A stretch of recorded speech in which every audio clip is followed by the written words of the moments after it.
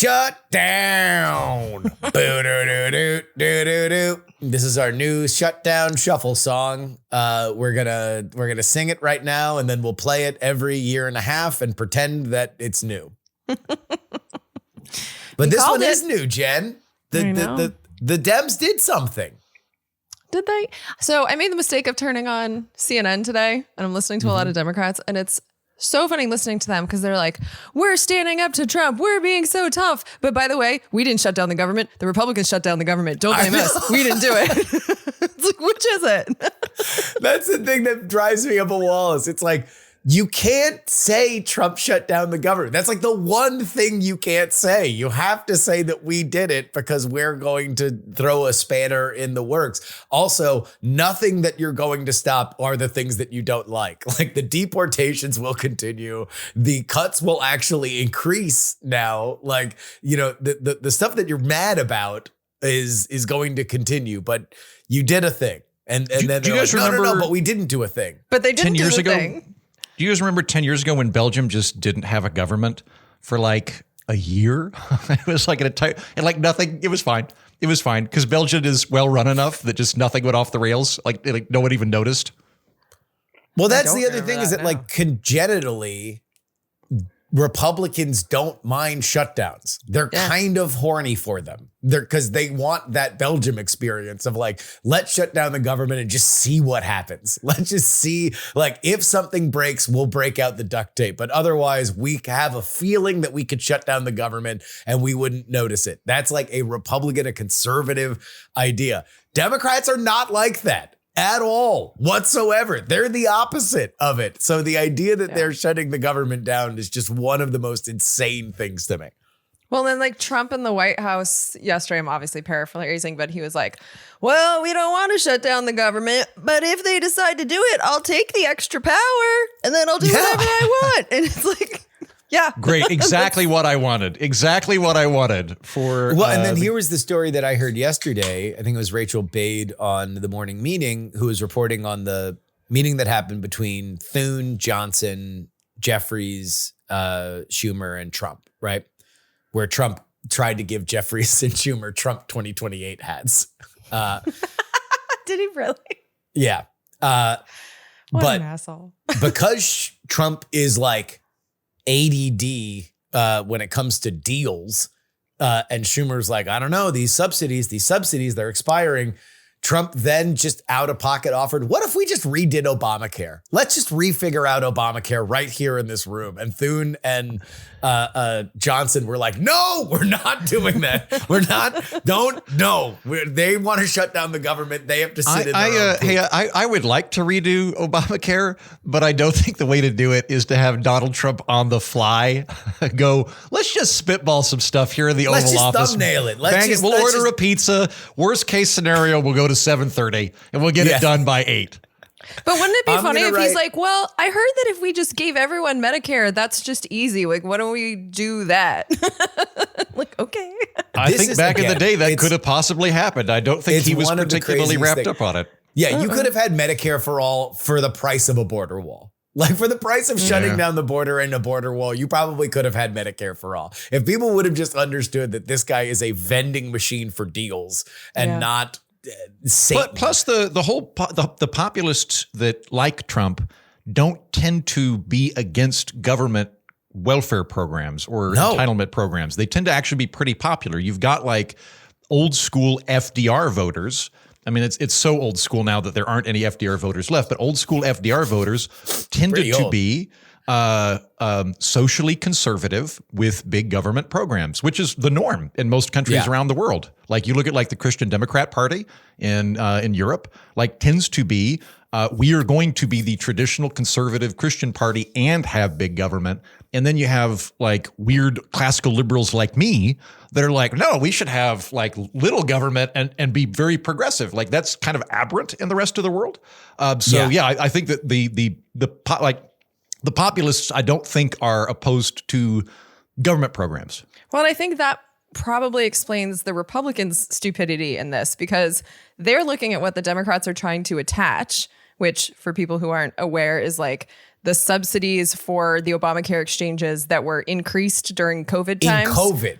in COVID. So it's like the Democrats are trying to keep those increases. They're also trying to get rid of some of the Medicaid cuts. And so the Republicans are just lying and saying like the Democrats are trying to give health care to illegal aliens. And all the journalists are like, no, they're not. It's such an easily disprovable lie, but they're all saying it. And it's probably because if MAGA found out what the Democrats were trying to do, there's a chance that they wouldn't be against it because they're beneficiaries of it. Their polling is not great on the subsidies, which is why that is going to be a fight. I've actually gotten some information on some of the fight internally on the Republican side, because there are influential people. Essentially, it's been described to me, and it was in Politico today too, that right now the political Republicans are for at least kicking the subsidy thing down the road and just re-upping them for a year. And then the policy Republicans are like, no, let them expire. This is all a giveaway to the insurance companies anyway. And, let the chips fall where they may, but we can't continue to tack another $35 billion as a giveaway to insurance companies. So we'll see. But also, that's not the fight right now. Like, that's a fight that has to happen before the end of the year. The reason why the government is shut down is because Hakeem Jeffries and Chuck Schumer cannot. Chuck Schumer's afraid. They got to show a backbone. AOC. They got to show a spine. Taking no credit for the thing they're doing. Like, that's like, if you're gonna show a spine. You know what? Me being a uniter, not a divider, I'm going to take one for the team. Guys, I caused the shutdown. America, you can be mad at me. It's not the Republicans. It's not the Democrats. They're both great. They're both doing a good job. America's options are platinum and gold. And I am the broken wagon wheel that has brought down the government. I apologize. Fuck you, Heaton. How dare you? Yeah, I know. I deserve that.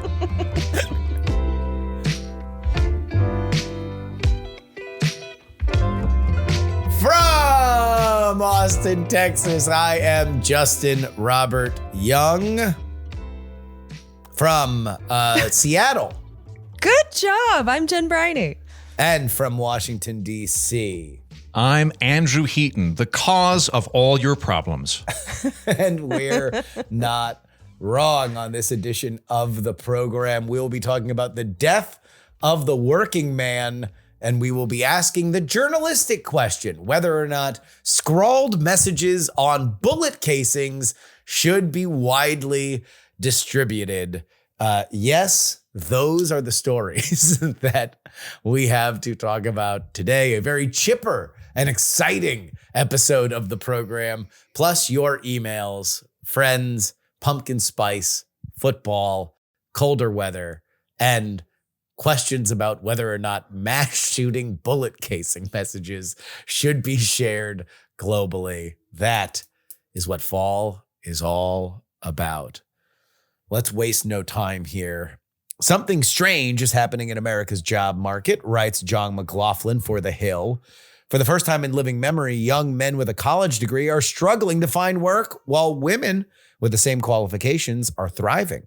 What once seemed fixed, the old order of men filling the top jobs and women fighting for entry, has been flipped, and the consequences could be severe. The numbers paint a disturbing picture. Men with a college degree are now more likely to be out of work than women with the same education. To compound matters, men's pay has barely budged since 1979, where women's earnings continue to climb. More worrying still, a growing number of men are no longer looking for work at all and have simply checked out. This is not the ebb and flow of a normal cycle, writes McLaughlin, but it looks like a structural shift. Jen Briney, is the wane of the working man a problem here in America? I mean, I think anytime you have young men unemployed, it's a recipe for trouble. And it's just been proven true over and over again. Other than history, when has that happened? Other than every civilization since the beginning of civilization. Point to one. Yeah. I mean, if we assume this is true, then it's a problem. I do think that, especially reading the article and just seeing how things are, I think men might just have to be more willing to career shift and not automatically go into like finance, tech, like those types of industries. Like I do think with AI coming up, one of the reasons that women kind of seem invincible in this moment is because we do the things that care for other humans. So it's like we're the ones teaching, we're the ones nursing, we're the ones doing, elder care, like those types of jobs. And so I think that if men were to be more willing to shift, I don't think that it has to be this way. But yeah, I mean, of course it's a problem. I feel bad for men that are in this situation. I have a few in my life that are struggling because they went into, they bought into learn to code, and then these robots show up and it's like, oh, by the way, we can code without you just fine. They're called Tylenol Americans, Jen. Tylenol Americans. You're not supposed to call them robots. It's really mean.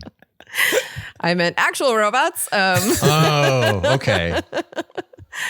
But yeah, of course it's a bad thing. I just don't quite know what we do about it as a society, except for encourage men to maybe look into jobs that are considered more female, like, redefine what masculinity is to it's okay for you to care for people and you're still a man. Like if they could be more accepted in those professions, I don't think it would be that big a deal. Sounds pretty gay. What do you think, Heaton? Exactly. That's exactly the attitude that I'm talking about. So I don't disagree with Jen's analysis. I'm really glad that she's hitting on young men because that's really the issue that we're talking about when we're talking about male participation. But I disagree with the overall analysis of, is it McLaughlin? Is that the author? I disagree with McLaughlin's analysis. So yes, I'm with Jen on this. Like I think that gendered expectations are harmful. Like you don't want to, if like one of my best friends from college, my old roommate, Evan is a nurse and a very good nurse. And he takes care of people. That's great. Like, I don't think anybody's given him shit, but it would be wrong to give him shit for becoming a nurse. It's perfectly respectable. I would say far more laudable than anything we do. And so, good for him. I also wonder how much of gendered jobs are kind of a branding exercise. So, for example, if I say cooking dinner in the kitchen, a lot of people would think woman. If I said chef, a lot of people would think man. It seems to me that those are kind of comparable skill sets. I realize there's a difference between them, but if you put on a hat, now it can be a male job. Now it can be a high flying, high octane job. But same with teaching, for example. If I say teacher, a lot of people will think of a female teacher they had. If I say professor, a lot of people will think of a male. Granted, there's male and female professors and teachers and chefs, all that stuff. All that being said, though, I don't really think that that's the operative issue. I don't think that that's what the thing is. So I did a cursory deep dive on male participation rates in the labor force.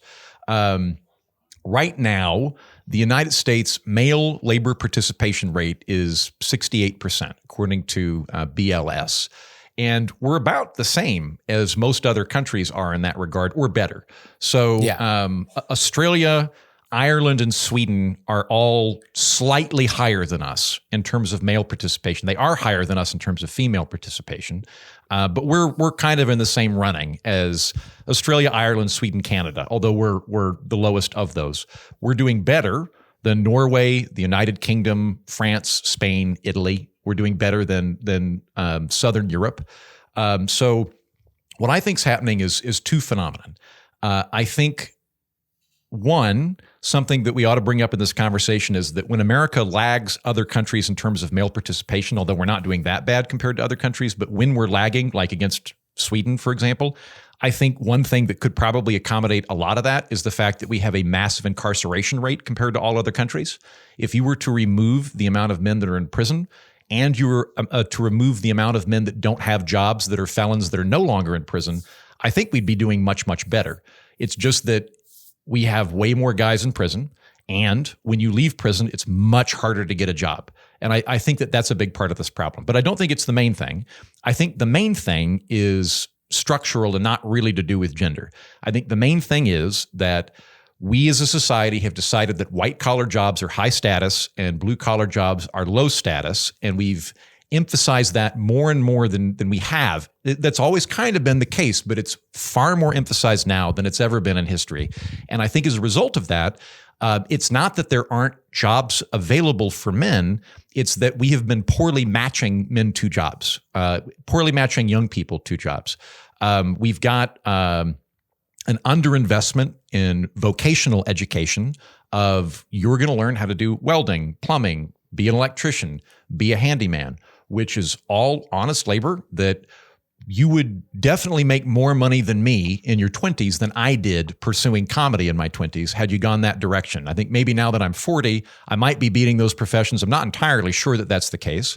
But we didn't do that. What we did was everybody needs to go get a college degree. We've over-indexed on liberal arts degrees, and the value of those degrees has declined because now everybody has them. So I think that that's the main thing. And when I look at labor participation rates a little bit more deep, the other thing that accounts for some of the statistics that McLaughlin is mentioning is there's sort of two variations we can look at within male labor participation rates. The overall male labor participation rate is what I just talked about. But when you look at prime age male labor participation, that is to say 25 to 55, we're at 90%. Like we actually have a very, very high rate of men working in prime age jobs. Where the variation occurs between us and other countries, and the reason we've got a lower male labor participation rate is younger men that are under 25. That's the part of the American cohort. So Jen's dead on when she says it's young men. Also the ones that tend to bring down civilizations because aimless, violent men under 25 are real problems. All of this is true. And when you look at, when I look at, this is my inference, when I look at the variation between our young male labor participation rates between, say, us and Australia, which does better, us and Switzerland, which does better, Northern Europe, which does better. The salient feature is not even that there aren't jobs. It's just that those countries tend to either require you to work while you're in college. They don't necessarily have the same structure we have of you go to college and it is a full-on, total immersive experience for 4 years where that's the only thing you're expected to do, and we're going to give you a giant fucking loan to cover all of it while you're doing this. Yeah. They're doing apprenticeships programs, and they're also doing a lot more work while you go to college programs. So as a result, their young men are employed statistically. So I think that those are the main things going on. The gender expectations are bad, but I don't think that they're the actual root cause of what we're talking about. Yeah, I would say that the difference on the gender line is just that women have a higher percentage in attending college. They've had a higher attainment rate of college degrees. And so you are going to wind up just having more participation there. They also have the percentage argument of like you had a smaller number 30 years ago. Now those trends have kind of flipped. And so the percentages are just going to move in those directions. But Heaton, you took my point. The real line that we should be looking at here is not gender, it's class. And the concept of the liberal arts degree being the marker of parental success, that you did a good job if your kid goes to a college and gets a liberal arts degree. I think now we're going to have to start looking at that in a different way, because now those liberal arts degrees, the reason why that was the attainment point was that was a safer way for you to understand that your kid was going to make more money. The degree equaled X amount, tens of thousands of dollars, oftentimes more in a job than it would otherwise. Now we have oversaturated the market. A liberal arts degree matters less than it ever did. An alumni network matters less than it ever did because it is stretched way too far for people to understand. So either you really care about this kind of stuff and you are really working toward it and you're taking advantage of it, but just the attainment of the piece of paper doesn't matter in the same way.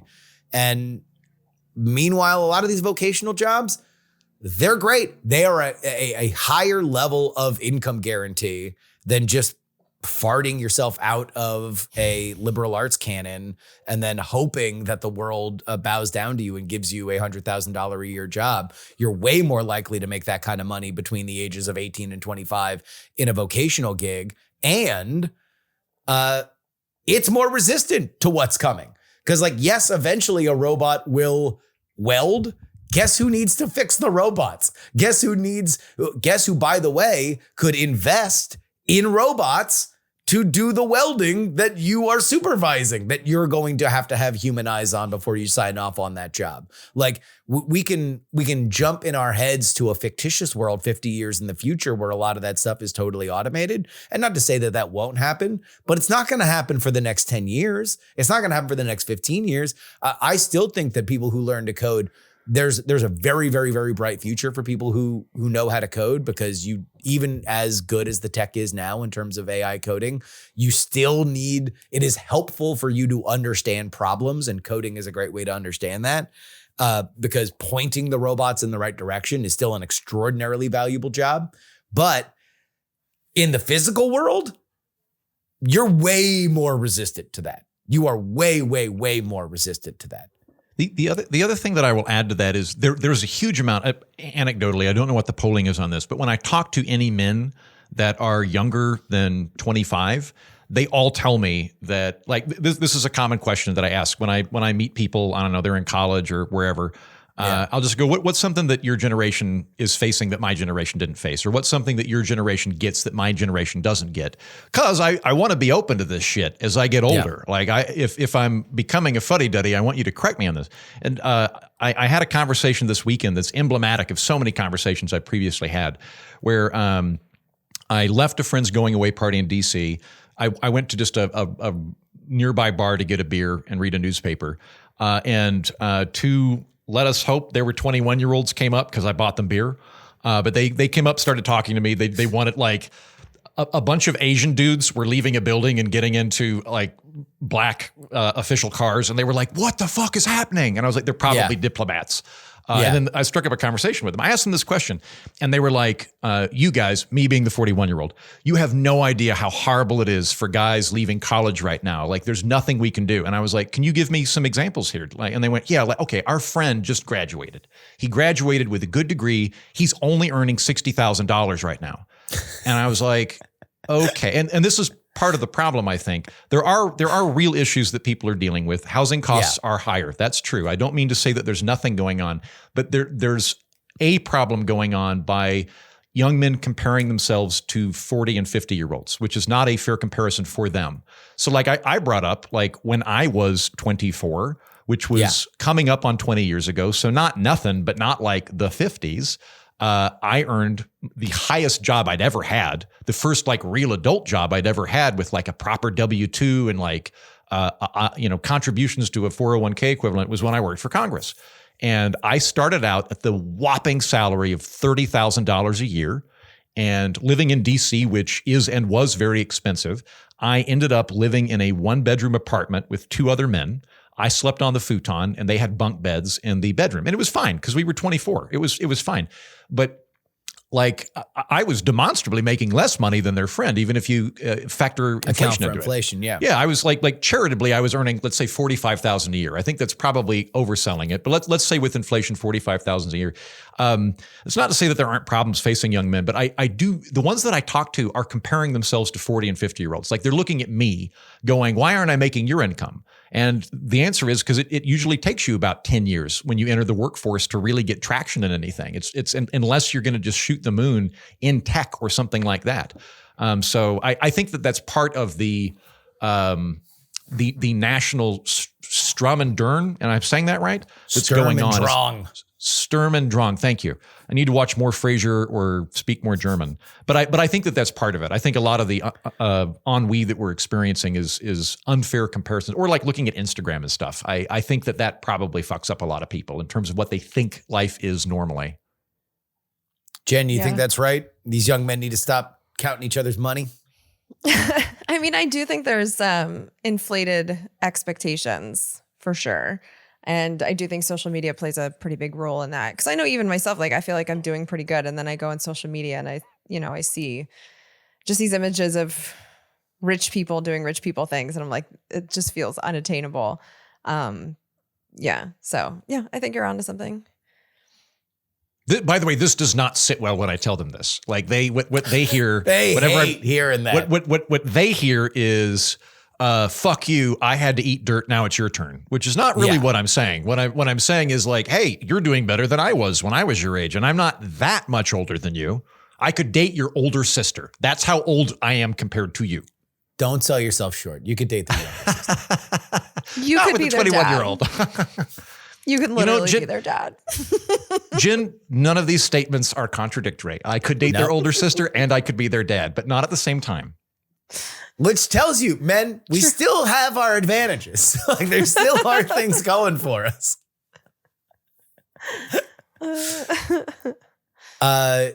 Yeah, I mean, I don't know.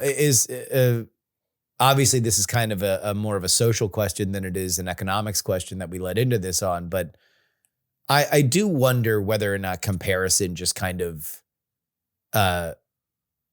warps people's ideas of things. That, you know, the good news was humanity made a wish in a wishing well that we would know what everybody in the world was doing at any given time. We would have the access to do it. We would have the ability to do it. And then we got it. And now, like, you know, some old, biblical story, we are, you know, reeling with the consequences of like, oh, well, what happens when we do know everything that happens? What happens when lies happen? What happens when distortions happen? What happens when everybody is sucking in their gut, but now we believe that everybody has washboard abs? Like, and you can never see the ability, you can never see the real version of them. You only see the best version of it. Cause that's like kind of crazy. Jen, you live a lifestyle that is a tremendous source of jealousy for people that like listen to this show. You have an idyllic lifestyle, a lifestyle of adventure and fun and creative fulfillment. And you're like, yeah, but I could have a yacht. That sucks. I'll never have a yacht. No, actually, when I was saying that, the thing that and you've actually had to intervene with me with this before, but I'm comparing myself with other podcasters. So like, that's actually what I was thinking of, where it's like, I know based on my numbers that I'm one of the most successful podcasters in the world. I know that even in the download numbers, like we're all small podcasters in our head, but I know that we're all in the top 10%. We might be in the top 5%. Yeah. 100%. It's definitely top 5. I actually want to get my friend to break down those top 5 to see exactly where we are, but we have been in the top 5, all three of us, for years and years and years. And I should be okay with that. But then I go online and it's like, you see Professor Scott Galloway and Kara Swisher and Joe Rogan, and you're just like, tens of millions of dollars, and like you're measuring your downloads by the millions and casually mentioning that, like, oh, we're number 26 now on the Apple charts. Did you see that? And I'm like, fuck you guys. Like, that's the type of stuff that I'm comparing. I know that I'll never have a yacht. I don't actually covet a yacht because I feel like that's a lot of work. You have to have a fucking stupid amount of money to have a yacht. Yeah. Like that, like that's like, I've already given $1 billion to charity. What do I buy? I guess a yacht. I'll just spend $400 million a year on the upkeep for a boat. And then get seasick in my own bed. Like, no thanks. I do think this is a big part of it. Inequality could be part of it. That's something I've been thinking about a lot. I might do an episode on inequality on the political orphanage coming up. But one of the things that I was struck by, last year I did my very big 1950s episode.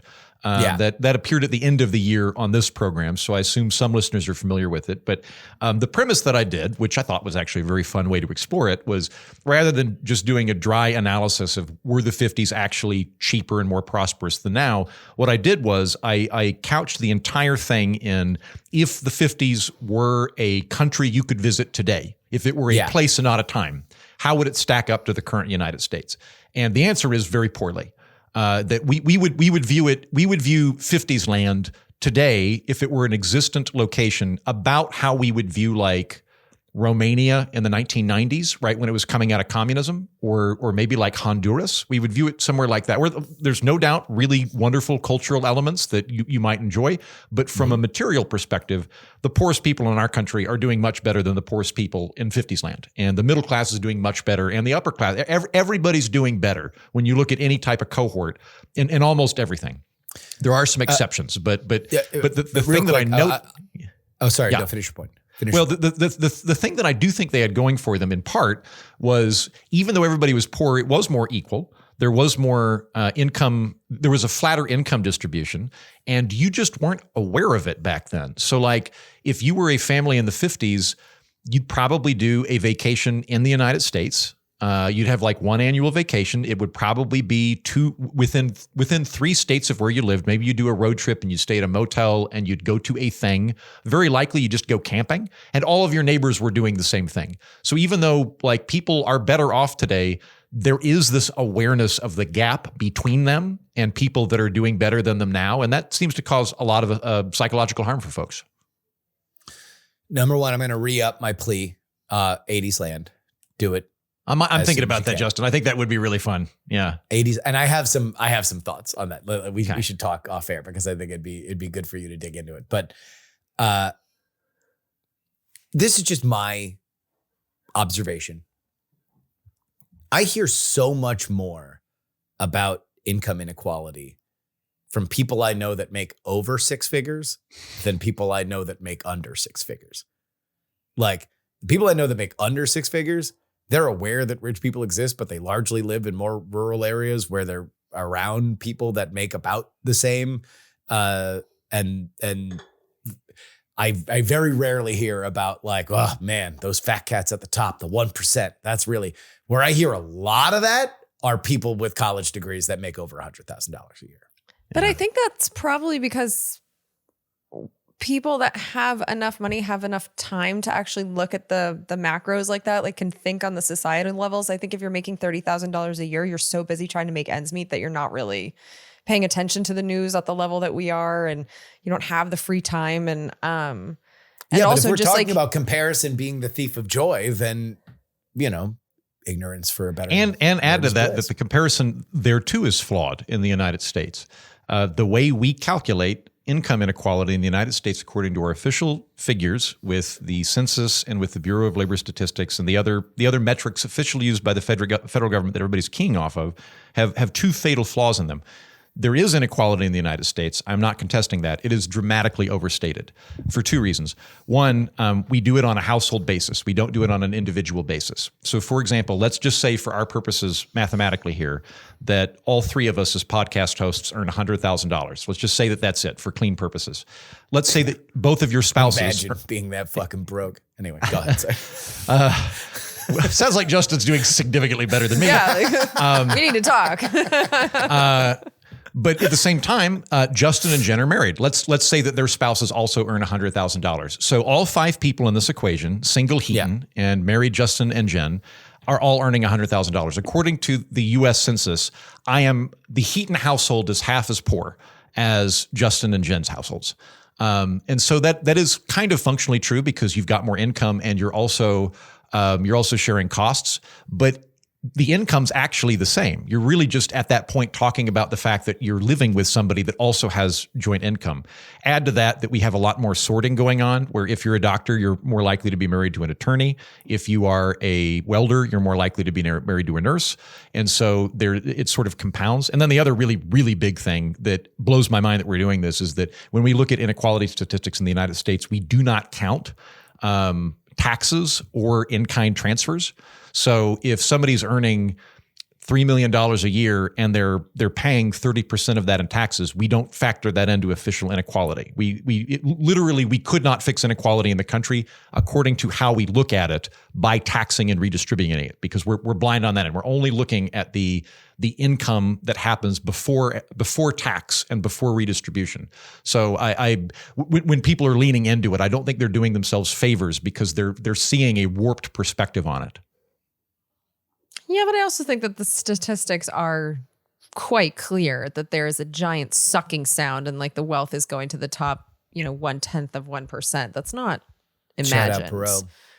It's true though. It's not imagined. That is a thing that is happening. So you have, people working 40, 50 hours a week, and then you have investors that are doing no work and collecting enormous sums off of other people's labor. I think there's a fundamental unfairness there that people should be pissed about. So I don't think that it's just like, oh, well, we're looking at the stats weird, and so it's not really a problem. Like inequality is a problem. if we're assuming that it's zero sum and that the money is going from the bottom to the top, I would agree with you. I don't think that that's always the case. And I think that there are other places we could look at that we'd be fine with that have comparable things. Like Sweden, for example, which I was quite taken with when I was over there, that has a very, very robust social safety net. They've got more billionaires per capita than we do. And so the top 1% has a lot of money. But I don't know. I don't see it as problematic as you do, Jen. Well, I mean, I don't think the issue is that billionaires exist. I think the issue in our country is that billionaires are allowed to exist by extracting wealth from lower classes. So I'm thinking of like Walmart in particular. Like people in Walmart are using our food stamp program because the Waltons, who are like 5 out of the top 10 richest people, are not paying their people enough to where they have to use government subsidies. And so it's like, if the Waltons want to be billionaires, you go right ahead. But if the people that are working for you and actually creating that wealth, like the physical creation of the wealth, if they're not benefiting from it enough to the point that they can't live off government subsidies, then we have a real problem here. That's so another one. Everybody I know that actually goes to Walmart on a regular basis never complains about Walmart. Everybody I know that wouldn't be caught dead at a Walmart always complains about Walmart. I have no problem with the store itself. I have a problem with the way they treat their people. And it's not just Walmart. We pick on Walmart because when you look at the list, there's a lot of Waltons on the top list. And so I get like especially pissed off at them. But this is a systemic issue where it's like the people that are making the most money are not sharing that wealth with the people that are actually doing the work that generate their wealth. Amazon and Starbucks then would be good, yeah? Because like Amazon, I believe, starts at like $18 an hour for everybody. Like it's higher than whatever the minimum wages that Bernie Sanders would like. Starbucks is, I think, phenomenal. Whenever I look at them, like they have the amount of benefits that they have are insane. Like if you're there for 2 or 3 years, they'll pay for your college. They'll do IVF treatments. So like there would be examples like Jeff Bezos, who would be a net positive, right? I don't know anything about how Amazon pays their people. I'll use an example I do know about, like Costco. Like Costco, the employees love working there. I think they get something like $40 an hour. It's palpable when you walk into a Costco that those people are enjoying their jobs. We know they get great benefits. And so it's like, if at the top of Costco's pyramid, there's a billionaire at the top of it, I don't really care because I know that their people are not only like getting a decent minimum. I don't think $18 an hour is anything that's that great. But if it's significantly more than that and people are able to take vacations and be financially stable when working for a billionaire, like that's fine by me. As for Amazon, I don't know. I've also seen some horror stories, so I don't know what to believe about that. So I don't want to use that as an example. But like Costco, I feel very good shopping there. I don't mind if the people at the top are doing well because they make sure that the people that are helping them generate that wealth are doing well. So this just hit the wire. Doug Costco on the Epstein list. Now you have to feel I think bad if you become a billionaire, that's fine. I care about how you became a billionaire. If you're doing it by providing goods and services and you're providing value and you're creating jobs, that's a good thing. I have no problem with you. If you're doing it through predation, which I do think, Jen, we'd probably have different, or at least I'd have a more restrictive definition of predation than you do. But if you were achieving that wealth through predation or through corruption, I would have a problem with it. Yeah, it sounds like we mainly agree. Sure. And Justin's on his phone. Sorry, I have. The thing I find weird is Justin's happily married. He's happily. Why is he hanging out on Grindr is what I want to know. Now, he says it's for information gathering services. That's just kind of a hobby. He calls it catch and release. But it's a lot. While we're on the show, Justin. I'm a man of the people. It just so happens that these people are on Grindr. Did you hear about the guy that is saying he's going to release Mike Johnson's Grindr profile, allegedly? No. Did you hear about this? Yeah, so he went on TikTok and he said he was going to do it, and TikTok made him take the video down, but he's now gotten a lawyer, and he said that all the information that he has is now with investigative journalists who are going to vet it and release it in however they want, and now he's asking for people to donate to his legal defense fund, and he's like, but I think we need to know these things, like, so I'm just kind of, I hope it's true. All rumors right now, but wait, this is completely off base, but can I run a theory by you all that I've been thinking about? Yeah. I think our politicians today are probably the most straight-laced sexually that they've ever been.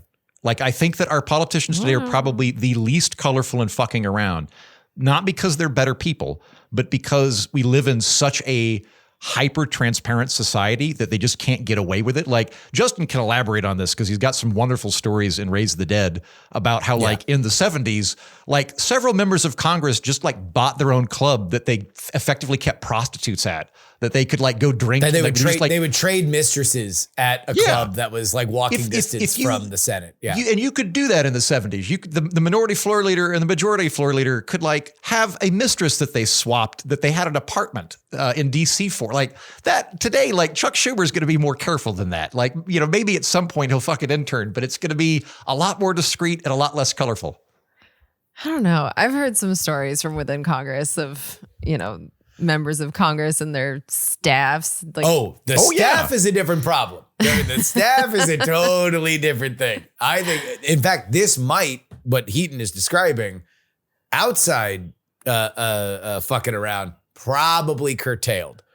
Inside fucking around, that come's got to go somewhere, and it's all in their staff. That's what. That might. Because you go back to the 50s, it's all male, so there would have been a little polite diddling going on, but a little polite buggering going on, as happens with any high institution like that. But probably in like the 80s and 90s, when you first started getting female staffers, but no guardrails, that was probably an absolute shit show. And yes, Jen, I have also heard some stories both while I was in Congress and outside of Congress, but I don't know that they're functionally different. It's so dire when it comes to outside fucking around that the Congress people are fucking each other. Like, there's been like multiple like Congress people like affairs internally. It's like, you know how slim the pickings have to be when you know they're turning to other people around their same age. That's insane. Yeah, I think Ted Kennedy would never. Beth Van Dyne and her guy. I think they're now like officially a couple. Like they left their. I think we were like at an open lunch. couple now. Yeah, we're hearing like stories from inside that like that dude whose name escapes me right now used to like go out on constituent trips with his wife and then just hot swapped her for another famous congresswoman who had a staffer kill himself on her lawn. Totally unconnected. But I think that was just sad. Rumors around that. Anyway, but yeah, his staff had to like beg him, please don't take your mistress out on constituent trips. I don't care how much she's begging you to make you guys official. Like, for the love of God, you're just pissing people off by flaunting the fact that you just hot swapped your wife. Yeah. Oh my God. There's. I'm not going to say who this member is, but the member was in the Blue Dog Caucus, and so I was familiar with his office when I was on the Hill. And Jesus, like, I had a friend that was in his office while I was there, and the other members of staff, the other female members of staff, would leave notes on her desk like, "You need to lose weight, or he's probably going to fire you." That was this is again like 20 years ago, which in my mind's not that long ago. And he was also like creating either internships or fellowships for his mistress in the home district so he could shuttle her up. So yeah, this still goes on. Patreon.com/We're Not Wrong is where you need to go if you want to support this show. Thank you, everybody who supports us each and every week. We don't just take your money and give you nothing. We give you a bonus episode each and every week. Boy, has it been spicy at times, these bonus episodes. And if we just ended that segment on the volume of cum that Congress emits, then imagine what we talk about behind the paywall. Speaking of volume of cum, it was Rich McCormick who started dating Beth Van Dyne. Beth Van Dyne, yeah. Who I met in person. She is gorgeous. So a real piece. You know, good for him. She's beautiful. Not good for his wife, but good for him. Yeah, no, he's done. Or you want to know what? It is good for the wife. You don't need him, girl. No. Get you a man who treats you right. Yeah, let him go. We're going to talk about whether or not journalism is covering up for the murder of the planet by not mentioning agriculture, specifically the meat industry. Is meat planet murder? We will talk about that on the Patreon. Head on over there. The assailants in several recent mass shootings left behind messages inscribed on bullet casings, posing a dilemma for journalists who want to inform the public without inspiring copycats. Media outlets typically don't publish manifestos from shooters, but extremism experts warn that the messages on bullets play the same role. The highest order of business for journalists is to try to get the facts without giving shooters the attention they seek, but that's become more difficult with this new wave of performative attacks, says Terrence Samuel, the chair of the National Press Foundation Board of Directors and former editor-in-chief of USA Today. That was a quote to Axios. So, Mr. Heaton, should journalists publish bullet casing messages? Gosh, I had an emotional roller coaster on this one today, Justin. I went back and forth on it. I started kind of thinking maybe there's something to this. We've had national conversations along these lines previously, say with serial killers, and the idea that by naming them, people fetishize them, and it inspires more copycats. Likewise, there seems to be, or at least there's a credible theory that part of the rise in mass shootings is that the mass shooters are always trying to one-up themselves. There's some credible reports that mass shooters like to look at how many horrible, horrible shootings happened in the last school. Can I top that? And so maybe if we were able to staunch the data on that they wouldn't do it. But I come down on the side of no on this particular issue. Like I flirted with the idea of like, well, maybe we could do a thing where we have like a cool down period where the journalists don't mention what was on the shelves, but they don't do it for like, they hold back for like 3 months until the furor has gone over. But I don't think so ultimately. I think ultimately the ideas that we can fix society by restricting information are coming from a worldview that I do not share. And that worldview is predicated on the idea that bad ideas spread like viruses, and that the solution to viruses is that they be lanced. And I don't think that's the case. And I don't know that we would actually be able to make it work. I don't think anybody's talking about outright censoring newspapers. This would be an internally imposed ethical standard that they would put in there. But at the end of the day, I don't think that we as a free people are going to solve our problems or live up to the values that we have by trying to restrict information. I think that if we're really concerned about political violence and assassinations, as I am much less concerned about people knowing the weird memes that are printed on casing shells than I am about people celebrating the deaths of their enemies or making memes about it on Twitter. And then I'm also worried about loser males that are low status and doing a Hail Mary play to kill somebody to somehow get national attention. Those things I think that's where we should be putting our cultural energy on, not on journalistic outfits restricting information to us, the consumers, so that we have a better idea of what's going on. Jen?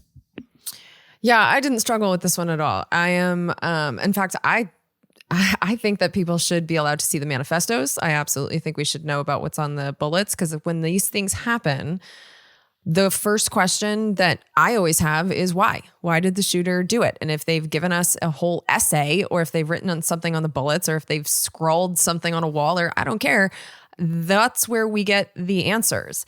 And the concern about copycats, I think, there's always a lot of mystery about these things. Like if you're not allowed to see the manifesto where there's a lot of guessing, if you're able to just read it, you could also have these copycats or the would-be copycats see the entire country making fun of these idiots and just being like, wow, this person is stupid. This person is crazy. Like fame, yes, a shooter is probably going to get famous. I don't think that we can stop that from happening. But if they get famous in a really negative way, if it's like every new manifesto is like, oh, another loser did this, I think that could also act as a deterrent. Like crazy people are going to crazy. And so I think that in the public interest of being able to get these answers get the answer of why, it also helps with our analysis of, okay, the last 15 manifestos have said the same thing. So there's a pattern here. We can't spot patterns if we're not allowed to get the information. So I think we 100% should be getting all of the information that's available in these situations, because how are we supposed to stop situations if we don't understand them in the first place? I would point people to Catherine D. She is a journalist that I think does the best job of anthropologically trying to understand some of the weirdest corners of online culture. She did a whole thing about shooter manifestos and the communities that happen around them. One of the things, the pattern that you were mentioning, Jen, is that shooter manifestos mention other shooter manifestos. Like the people that do this tend to read other shooter manifestos, and there is a consistent, very nihilistic worldview that tends to emerge, and each one has their own spin on it. The correct answer to this question is it doesn't matter because in a world where newspapers and television actually represented the vast majority of what we knew, it mattered when and how they covered these things. But that horse left the barn 20 years ago, charitably. We're long past that point. Now the internet is what these mainstream media outlets cover. And so the question then becomes, will the authorities release pictures and video? That might be another question. But if you don't, then you do create a cult of mystery around it. Like, so for example, we happen to have an FBI right now that is possibly even too quick to release some of these things, like via the FBI director's Twitter account, as a random example. Maybe it could stay in the oven a little bit longer than 15 minutes, but still, they put a lot of stuff out. Compare that to the Biden FBI, which sat on the Nashville shooters manifesto for a very long period of time before it was leaked to somebody else. And it was done so because they didn't want certain narratives to emerge. One way or another, the stuff gets out. It's only a question of exactly how much mystery and intrigue goes along with it. And I don't think that restricting the information is going to get you to where you need to go. The larger question that needs to be brought up about it is, A, how much time do we spend on these? And these are worthwhile questions, by the way. How much time do we spend on dissecting the motivations of a shooter? How much time do we spend on talking about whether or not their philosophy has relevance to the larger world? How much cultural adoption do those philosophies get?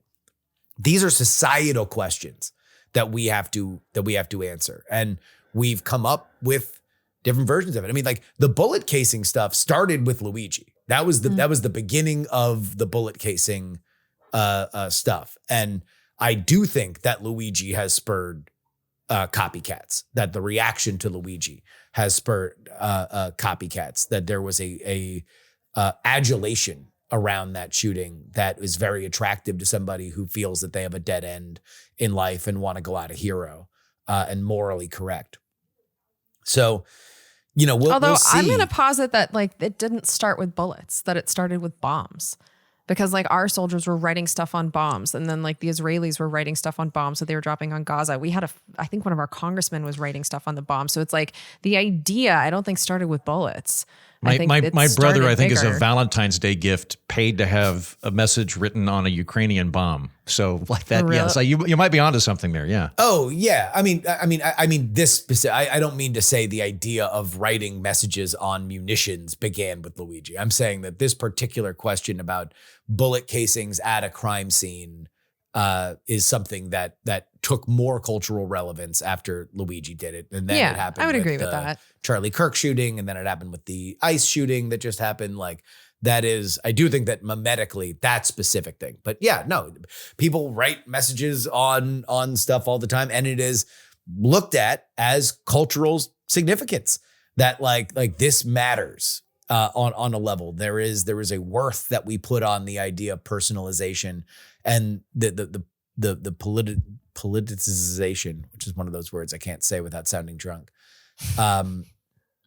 is certainly a part of it. Well, and I think, but we can't stop the signal. We can't. Even if we wanted to, we couldn't stop the signal. Well, and when you try, like you said, like by not giving the facts, You create mystery. And when there's mystery, that's where it breeds conspiracy theories, because you can't have people trading facts where they don't exist. And so people make shit up. And then the story becomes something that isn't true because people are just guessing because there's a mystery around it. The only place where I will, especially based on like my recent experience, I will say that some censorship is okay, is pictures that are gory from these situations, because I'm still having flashbacks from Charlie Kirk's shooting, and it's like, it's affected me mentally so badly having had that surprise me and have that image in my head. And I feel like I could get the facts of the story and understand it and discuss it without having that running over and over in my head. So I feel like with some of the pictures, I don't think the public needs to see all of the gore. I appreciate your perspective on that, but to flip it around, the United States historically doesn't show dead bodies in war photos, whereas the BBC will. So like something like what's going on in Gaza, I don't know that it would be good to shield people from it. Like there are certain situations where the sum total of carnage, horrible though it is, allows people to understand the totality of the reality. True. And maybe I wouldn't have cared so much if I didn't have this PTSD style reaction. Yeah, there's something to that. I mean, we're shielded from a lot of our wars because we don't see the violence that it causes. You're not wrong. We're shielded but I just from feel a like lot. Maybe what we could do, because like Instagram has found this balance where you'll have the thing where it says, be aware, and then you can prepare yourself. It'll be like this, disturbing image or whatever. And then you can click yes. So maybe something like that, but just to have yourself unprepared for it. So we're talking about a few different I don't know. things in terms of information choke points. There's journalistic norms, which is, let's just assume that the top 50 websites that hire journalists would subscribe to the idea that there is a uniform code by which you handle these certain things. And by that, you will have some meaningful effect on the discourse. Then there's the social media platforms that have to set their own settings. By the way, after, I forget which shooting, but it was live streamed, there was a consortium of major tech companies that all agreed that if one of them flagged something that was super violent or crazy, all of them would, without anybody having to flip a switch, immediately pull that same video. That video would be identified and then automatically pulled or refused to be uploaded anywhere on all the agreed upon websites. X dropped out of that right when Elon bought it. And so the reason why you probably saw a lot more of the Charlie Kirk shooting videos on X than you did on other platforms is because Elon did not agree with that idea of immediately pulling stuff off. I also think that particular shooting was problematic because everybody had their phone out. Yeah, they were so many people all filmed it. recording stuff. And so you had it from a million different angles, which is something that would be difficult to pull down anyway. But the question of should the public have access to it is the one I struggle. Because it's like Sandy Hook. Would we have banned assault weapons if we saw 20 kids with their heads blown in half? But again, this is where I think we get into trouble, is assuming that information gets us to our political goals. And I do think that that's separate from the question of should information be in the public, because the political side of it requires a lot more. It requires people to mobilize. It requires politicians to put stuff forward that the rest of the public agrees upon. It is not something that is immediately spurred upon, because if it was going to, it would have by this point. I think that the larger question is, what do we want as a society to be at the top of our newsfeed? And I'll give you one example from my time as a journalist. I was, as a young man, at a bureau in coal country in Pennsylvania, working for the Allentown Morning Call. And I got dispatched to go cover a court case. And it was a pretty gruesome one. 13-year-old boy violently raped a younger boy and was being tried as an adult because it was so horrifying. And I wrote up all the facts of the case. And then I wrote my story and I brought it back to my editor. And my editor censored it within an inch of everything. Like, so the details that I had put in there, they were all taken out. And I asked him, wait a minute. I mean, like, isn't this the point of you sending me to go do that? Is that we're going to point out to anybody that's in this neighborhood to know that this happened and the details around what happened? And he told me, look, this is a morning newspaper. People are eating cereal. They're eating breakfast. They're around their kids when they do it. We can get enough of this across so they understand it without giving details that I don't even want to repeat here because they are so grisly and gruesome that they will stick in your head in the way that they've stuck in mine. And that was a lesson that this is not just a raw feed. And that might have been my way of looking at it because I was a child of the internet and I'm like, raw data. That's all I want. I just want unedited pictures, video, news. It's why I got into reporting to begin with, is I was so enamored with that. I wanted to be the one gathering it. But not everybody does. And there's a societal argument that, you want to know what? Just saying that this kid was convicted as an adult is enough for the crime that he was convicted for. We don't need to know exactly how he did it to get to where we need to go on that detail. So that's something that we already do.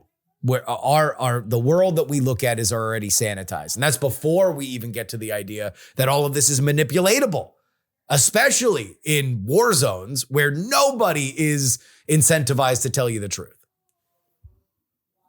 I mean, I do think there needs to be a line where the information can actually can hurt people.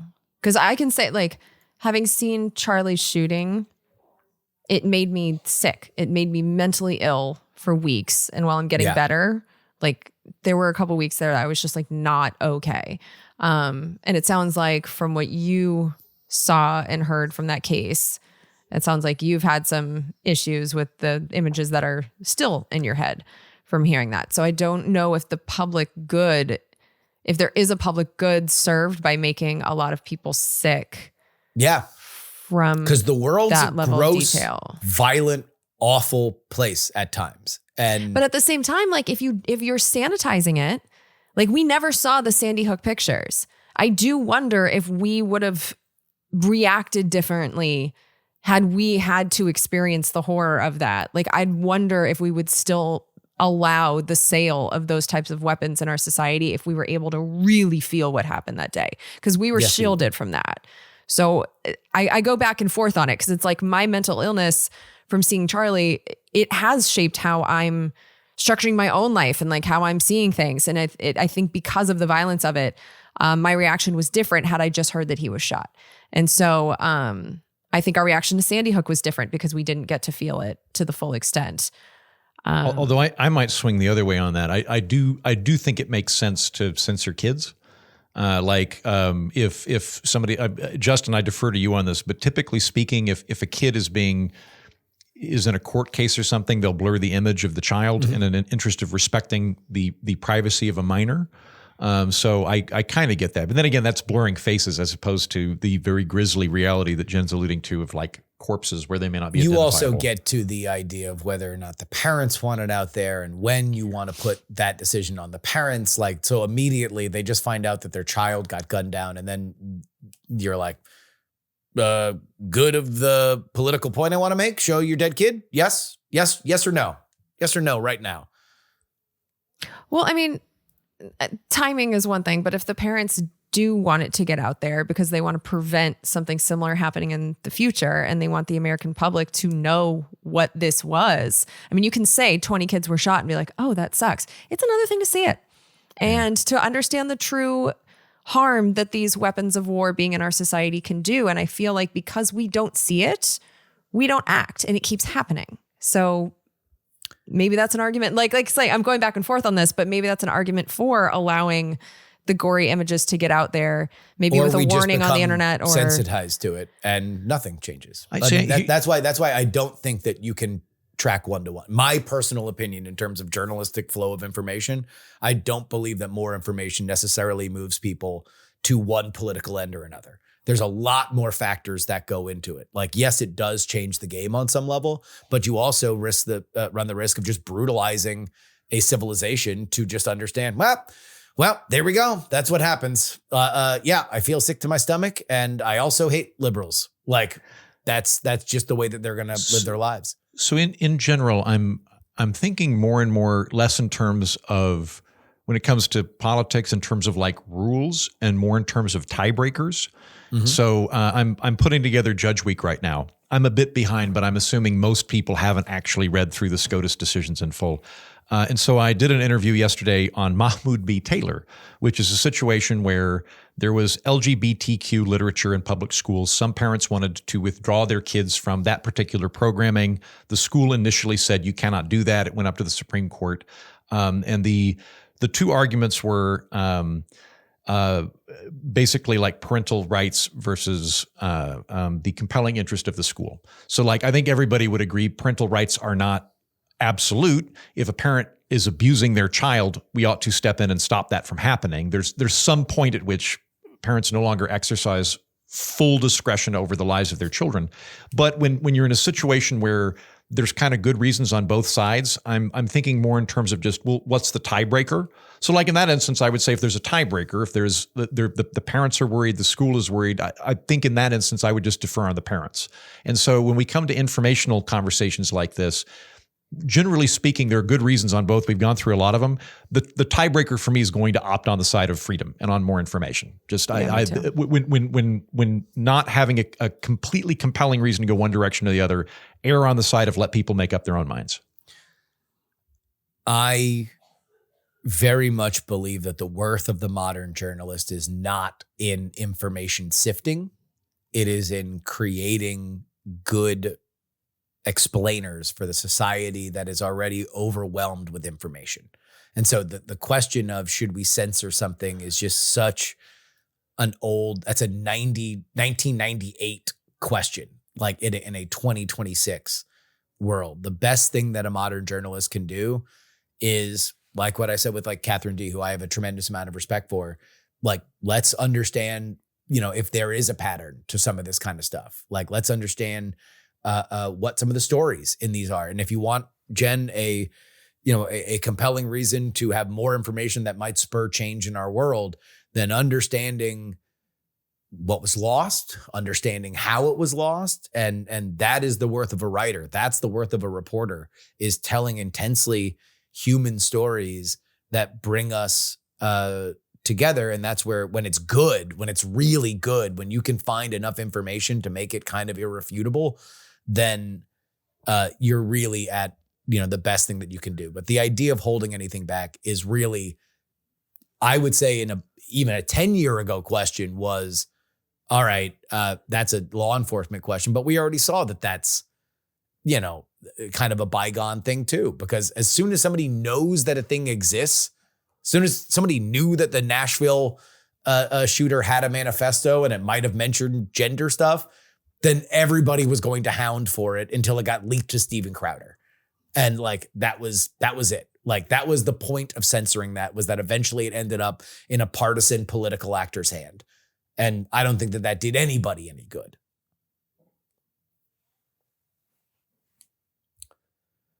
We're Not Wrong Pod at gmail.com. That's where you can go if you want to write the show. Are We the Baddies writes, over the years, we've been getting better and better and better about reaching more people to get out the vote, I think. More people are getting engaged in politics. Politics and tribalism is getting dumber. I've heard it discussed on the program before how dangerous and bad the idea is for the loneliest of us to seek community in politics. So by making politics popular, is all of this our fault? I, for one, can say I've definitely not succeeded in making politics popular. I'm very confident that I've in no way moved the needle in popularizing any of my positions or show. So I don't feel too worried about that. I see where you're coming from, listener, and there's a point to that of particularly the three of us, trying to make politics entertaining. There was a whole book. I know Justin and I have talked about it before ad nauseum, called "Amusing Ourselves to Death" by Neil Postman. Mm-hmm. Postman's thesis, this was back in the 80s, which is fascinating. In the 80s, Postman's thesis was television is not bad. It doesn't make people stupid. That was kind of the first wave of maybe television makes people dumb, was in the 1980s. And he pushed back on that. And he said, no, sitcoms are fine. Like, people understand that these are fictional characters. But what he said was, if we get to the point where instead of treating entertainment as entertainment and politics as politics, if we were to combine the two, we will teach the population to only care about things insofar as they are entertaining. And then who knows, we could have presidential debates, which are highly orchestrated soundbite contests. Terrifying, right? There might be something to that, but I think overall the problem is not that. I will point out, he wrote that 20 years after Frank Sinatra wrote a theme song for John F. Kennedy, and they had a television debate that everybody thought was a great thing. There's some problems with it. I don't think I overall, he makes some interesting points. I don't think I'm overall with him. I don't think the issue is making stuff entertaining. Or making it popular. I think the issue is the primacy that politics has in people's personal identities and their sense of belonging. And you allude to that in your email, listener, but I think that that's the problem. I know we've all talked about this on the program, but like if I see somebody that has a bumper sticker I agree with, it's like, oh, okay, I probably agree with that person. If I see 2 bumper stickers I agree with, I'm like, oh, looks like I really agree with that person, but a little bit of concern. If I see 3 bumper stickers that are political, regardless of how I feel about them, I don't want to talk to that person because the conversation is going to ultimately come to me going, yes, you're right. Goddamn fine. You're right. That's going to where it winds up. So I think that the issue is not that politics has become popular. It's that so many people don't have a sense of identity outside of politics, that politics becomes their personality. It becomes their reason for getting up in the morning. It becomes their sense of community. And it's a community that is predicated on defeating another community. I think that's the issue. I agree with that. And I actually think in a way, politics are not popular enough. Because the people that are into it are exactly the people that Andrew talks about, where that becomes their entire personality. It turns off anyone that's normal and just wants like healthcare. And so what we find, if you actually look at our numbers, we have a huge number of people in the United States who aren't voting at all. So when you say like we've done a great job of getting out the vote, I disagree with that entirely. We are so far away from being 100%. And we've gotten to the point that like, you know, you hear people talk about Donald Trump supporters and it's like, I can't believe half of our country did this. And it's like half of our country didn't do this. I think Donald Trump was nominated by or elected by no more than 33% of he was elected by 34% as opposed to Kamala Harris's 33%. And if you count no votes, it would have been bigger than the third parties and very competitive with the major candidates. Yeah, but this idea that half of our country are Trump supporters, that's bullshit. There's actually a huge number of us that I think shamefully are sitting on the sidelines and acting like it's some kind of principled stance. I think in a country where we're supposed to be in charge of our government, I think it's unacceptable to sit on the sidelines, and we have way too many people doing it, which is how we end up in these situations where we now have 2 very extreme parties. We have people that are into these parties that are exhausting to be around because it's their entire personalities. I think that if more normal people got into politics on a normal level and participated and didn't make it their whole personalities, but made it like a civic duty, like this is something that we have to do because we are Americans, I think our politics would be very different. So I actually disagree with your entire premise. You know, I'll push back a little bit. Hold on, let me just make a point. Heaton, if your point about bumper stickers, if you have a sun-weathered bumper sticker of a campaign on your car and a law enforcement officer sees you, you should be pulled over, arrested, and deported to CCOT.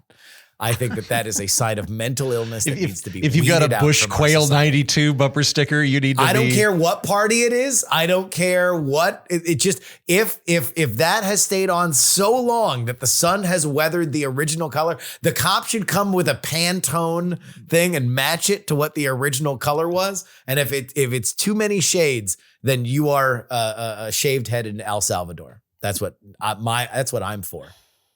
I don't like to shit on people who care. Like I'm for taking it off your goddamn car. That's what I'm for. Have a little self-control. There's discipline. There's a school of thought that low voter turnout might be a good thing.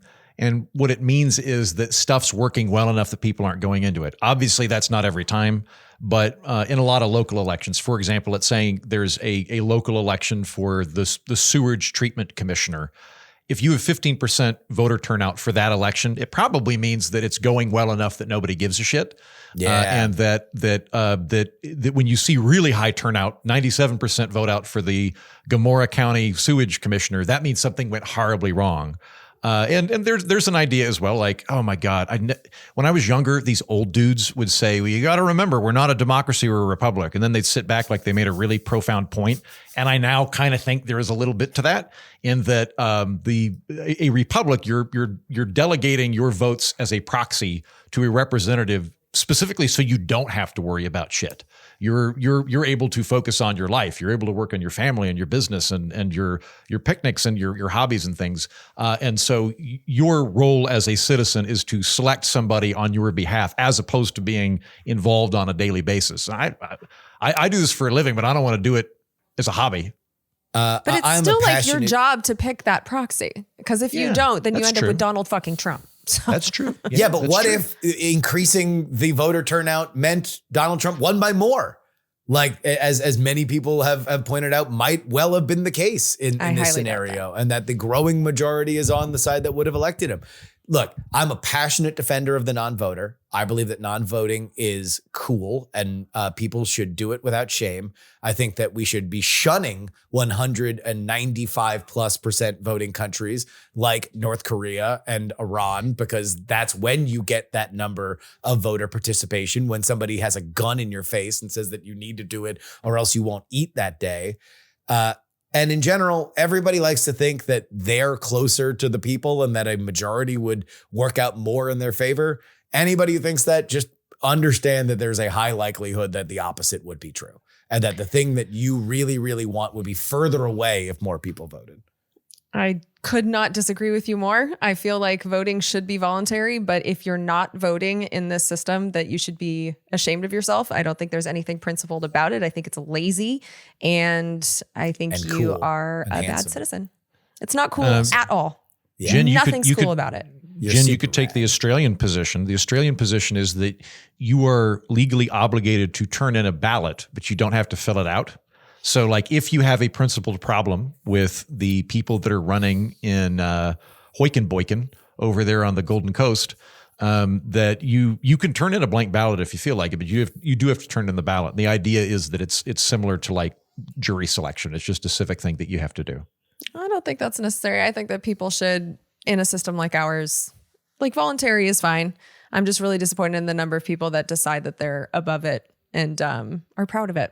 And that's the part that really makes me really grosses me out. The people that are proud non-voters. You have no responsibility for the system. You can blame everybody else and just be like, oh, well, I'm not a part of it. Well, fuck you. Yes, you are. I feel slightly guilty, but at the same time, it is rare for me to vote every single thing on a ballot, because I don't want to cast my vote if I don't know what I'm doing. I would rather sit out. So I will know the top ballot stuff. I'll know the senator and the governor. I generally will research like municipal propositions, but then there'll be some stuff on there that I didn't have time to fully research. Like I don't know which, like in Texas, what is it, county judges or something like that? They're basically administrators. I don't know why they call them judges, but like if I actually don't feel like I have anything to weigh in on it, I'll sit out. I feel like I am doing a civic service by not convoluting the vote if I don't know what I'm doing. Which is fine. I mean, I think that's a symptom of us being surprised by stuff on our ballots, which I have found that as a Washington state voter, having a mail-in ballot has been really useful because I can sit down and do all of the research. Yeah. And I feel like it is my job as an American citizen. It is boring, but I do the research. And there are plenty of people in this country that can do the research for their fucking fantasy football teams. And so you have the time. I do feel like it's something that people should feel a responsibility to do. And if you don't do it, I don't respect that position at all. Don't listen to the scolds. Do what you want. Cram it, Sunshine Heaton writes. First, millennials and Gen Zs are the first generation since the Great Depression to be worse off than their parents economically, from what I understand. Economics isn't everything, sure, but it certainly isn't nothing either. Second, we're going to have to bear the brunt of a heavily aged population, which is going to have all sorts of negative effects until the old people die out. i.e. you three. Third, it's been well demonstrated, again, from just what I understand, that the less control people have over their lives, the more depressed they get. Of course, a person can develop a more internal focus of control, but that only goes so far when technology changes society faster than our brains can keep up with it. AI is going to be the most extreme form of this, and frankly, I don't think that our brains are going to be able to adapt to the speed and magnitude of change over the next 50 years. I'm certain that Andrew understands these things as fellow sci-fi enthusiasts, but optimism and pessimism are both guilty of cherry-picking reality. And that's not to say that the reduction of poverty and death over the last 50 years or so hasn't been astounding thanks to free market capitalism. Rather, as we've solved the easier problems, there are harder ones remaining, and we simply may not be capable of solving them sufficiently.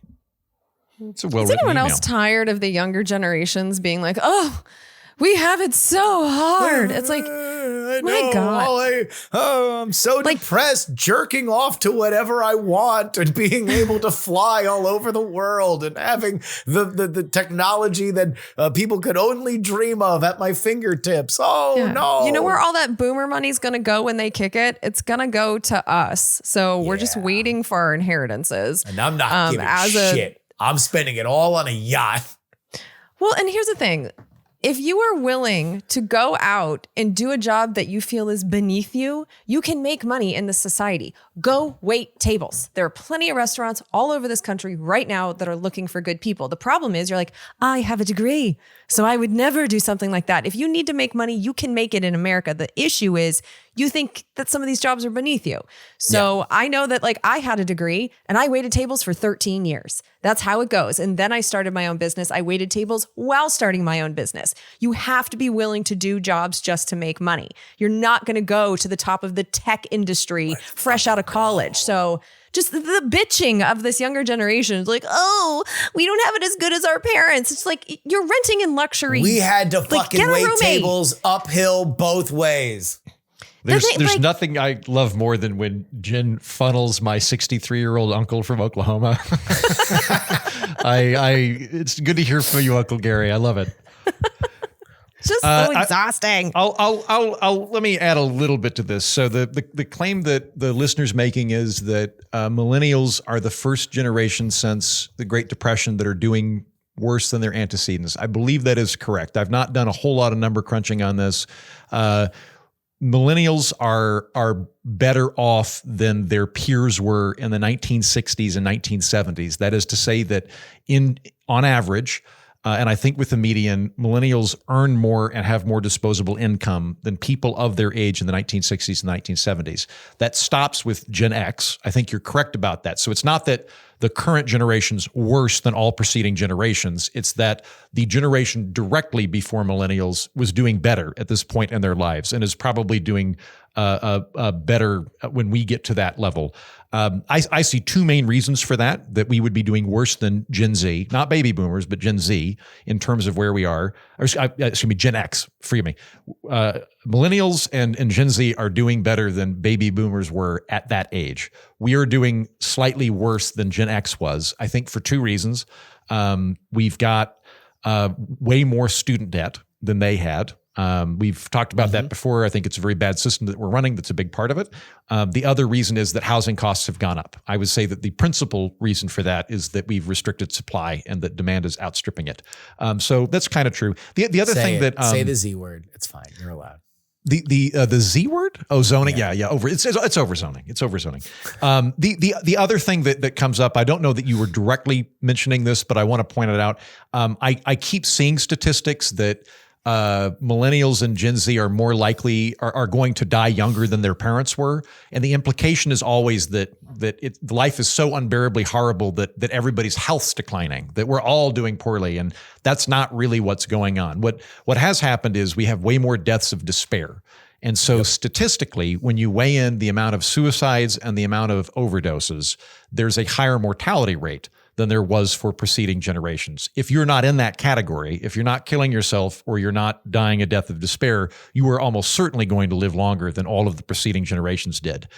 Those deaths are horrible, by the way, and we need to fix them. But for people that are not in that category, you're doing much better.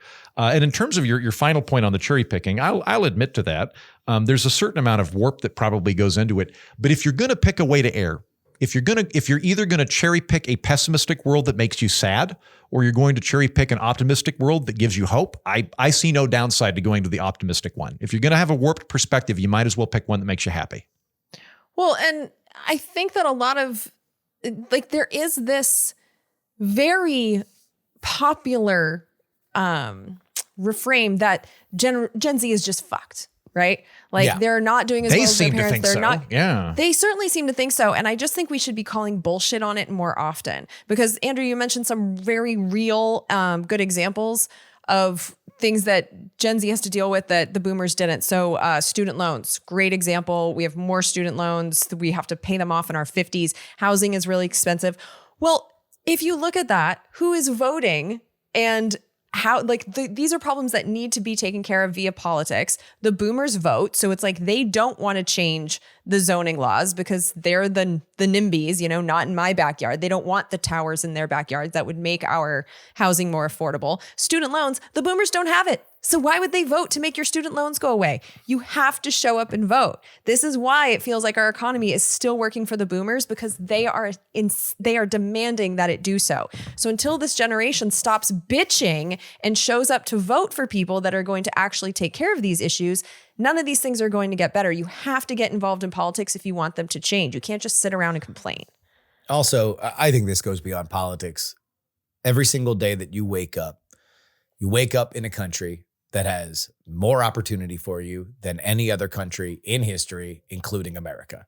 If you want to change it, this is a country that has changed more, both politically and culturally, than any other country in the history of the world. If you think that it's pessimistic to be here right now, I have a list of every other scenario that you could have been born into that would be materially worse on almost every level that you are measuring by. So congratulations. Even if you think you're fucked, you would be fucked more almost anywhere else on the planet at any other time in human history. Your destiny is your own. You can live whatever life you want. Now, does that mean that society doesn't rise and fall and there's not going to be challenges? Absolutely there is. And every day I'm grateful that I wasn't I didn't live through high school only to get to the big last 2 years and then have them erased because of COVID protocols and stuff like that. There's tremendously damaging stuff that I think happened to latter Gen Z, beginning Gen Alpha, that we are really only wrapping our heads around now. The costs of what happens to people that go through something like that. But at the same time, you're not the first American generation to have something horrifying befall you, and you will be better for it. You will learn lessons for it. You will have abilities that were grown out of hardship for, which will eventually be your strengths. And yeah, I mean, look at the boomers that have everything. When they were finishing high school, a bunch of them went and got slaughtered in Vietnam. Mm-hmm. Yeah. So shut up. And now the ones that survive get to wear cool hats. They do. Yeah. Every generation goes through it. I just don't think every generation bitches as much as the Gen Zers. My generation just gets to talk about 9/11. Boy, do we love to talk about 9/11. I mean, that was a day. That was a hell of a day. Yeah. How about the Andrew Heaton Sports Question of the Week? Heats, who you got? The big dumper or the judge? Well, of course, I'm going to go for the judge, but not just because of the nickname. I think the judge is a paragon of both athletic prowess and sportsmanship, whereas the big dumper, I find him impressive to some extent, but I think he has some serious foibles, both in terms of the stratagems he employs and, frankly, the sportsmanship that he conducts himself with. Not a great night for the judge last night, right? No, but that's a minor setback. That's a minor setback. He's going to be on his feet very soon, kicking ass and taking names. That's what the judge does. Gavel, gavel. I mean, it's because it's a big rivalry that the judge is a part of, right? Yeah, no, it's a big rivalry. And because people tonight, it's a big rivalry in the sense that people tune in. I'd say based on ability, it's not a rivalry at all. But yeah, from a branding perspective, it's a big rivalry. This morning, all those fans, they're really mad in Kentucky. Think more northeastern. Manitoba? No, south from that. Philly? The Big Apple. New York. Okay. Yeah, there we go. That's right. So he's a hell of a pitcher for the Mets, the judge. No. He's a hitter for the Yankees. Yes. All right. Okay. Aaron Judge. His last name is Judge, so they call him the Judge. When he hits a home run, they say all rise. It's nice. That's cute. I like that. It's a good time. The Big Dumper, though, maybe the Judge will meet the Big Dumper in the ALCS, but he plays for a team that is in the Boston Red Sox. No, that's who the Judge is playing right now. That's Washington the big rivalry, Senators, but this is on the other side of the country. The Brooklyn Dodgers. No. Okay, wait, the LA Dodgers. No, it's the opposite conference. Not that you'd have any fucking idea what that meant, but this is more the Pacific Northwest. Oh, that would be the Seattle Seahawks. Right city, wrong team. This is the baseball team. I want to say it's purple. I want to say it's a purple team. No, well, they might have purple in there. This is a nautical theme. No, it's not the Dolphins. They're in Florida. The Seattle Narwhals, the Vancouver Narwhals. No, don't think animal, think human. What would a human job be on the high seas? Ah, yes. You're talking about the Vancouver Coast Guard that have modeled themselves after one of our underrated branches of the military. No, it is Seattle. The Seattle Mariners is who the Big Dumper plays for, and he has that nickname. And I had to look this up. Because he's got a fat ass. And one of his teammates just called him Big Dumper on Twitter. And then the fans ran with it. So he's got a big fat ass and he's named the Big Dumper. He's the catcher for the Seattle Mariners. Nice. I would have got there. I think so too. On Jimmy Kimmel, you're fired? Writes, how is Brendan Carr not fired yet? The logic of Trump is supposed to be don't make Trump look bad. Then how does the man who turned a late night show into a circus that is now doing series best ratings not viewed as a massive L? At this point, I don't think that we can give the Biden administration shit anymore for not firing anyone when even this easy of a firing is not taking place. Brendan Carr did what Trump wanted. Yeah, so, he did. He liked that. Yeah. He was like that wasn't Brendan Carr wasn't the disappointment in Trump's mind. It was ABC. Yeah. Brendan Carr is a loyalist. Also, for whatever you think of the Kimmel situation, I don't quite think comparing it to the Afghanistan withdrawal compares in terms of national embarrassments. I think that was where I was like, how can you not fire either the Secretary of State or the Secretary of Defense when the Afghanistan withdrawal happens and Marines die and we lose an Air Force base and, all of a sudden the Taliban is selling, Chinook helicopters to the highest bidder.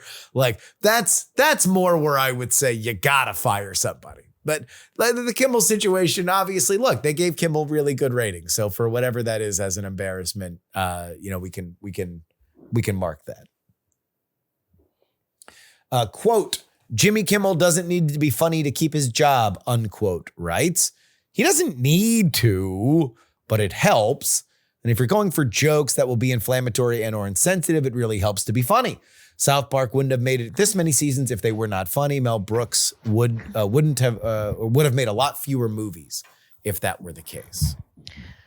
Just because you don't think Jimmy Kimmel is funny doesn't mean he's not funny. Jimmy Kimmel is a naturally very funny person and has been for at least 30 years. I remember when he was Jimmy the Sports Guy. Did I tell you this already?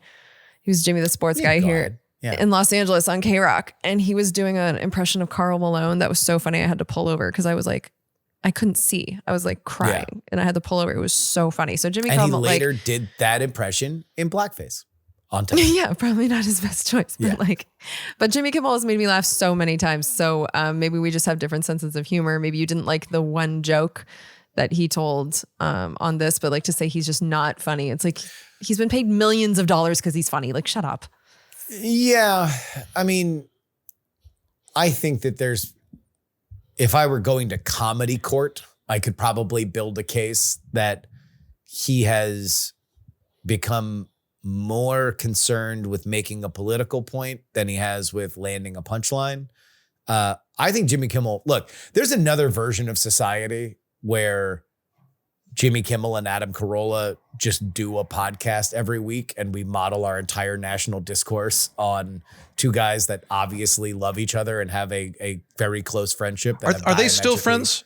I don't know. Yeah. Are they? Yeah. They're? Yeah. Okay. No, Adam Carolla had a really interesting monologue about Kimmel getting fired and talking about how, the dehumanization of people, and that he'd go to conservative events and he'd have people that he liked, like conservative people that would come up to him and be like, "Oh, what's up with your friend Jimmy?" And he's like, "Well, yeah, you don't know him. But also when I go hang out with Jimmy and I talk to liberal people, they're like, oh, what's up with your friend Dennis Prager or whatever?" Like he's like, look, people are people and people do exist outside of politics. And even though they are both about as diametrically opposed politically right now and speak for a living, so they have to elucidate their positions regularly, you would think that would ruin their friendship. It did not. And so I commend them. That being said, really, my issue with the Kimmel thing wasn't even that it was funny or not, because there are certainly people that find it hilarious,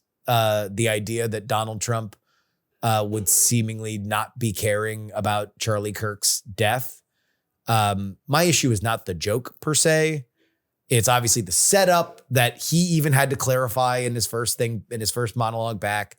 So I don't think that that's even a question anymore, that specific sentence about MAGA people, something one of their own, like, was poorly phrased. If it were not, I also don't think he intended that sentence to be funny. That's fine. That wasn't the job joke of the comedian to get a point across, especially when you're dealing with sensitive subject matter. He had to clarify it. So I'm assuming that would mean he would probably say it differently if he were to do it over again.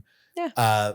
And then the other side of it is, like, we're so siloed that Jimmy Kimmel was making a joke to people that didn't really have a relationship with Charlie Kirk. And so the idea of building a joke on top of Charlie Kirk is dead, and so Donald Trump doesn't care about it, was just something that a bunch of people found more offensive than you would otherwise. And it says more about where we are siloed than it does about Jimmy Kimmel's ability to make a joke, in my opinion.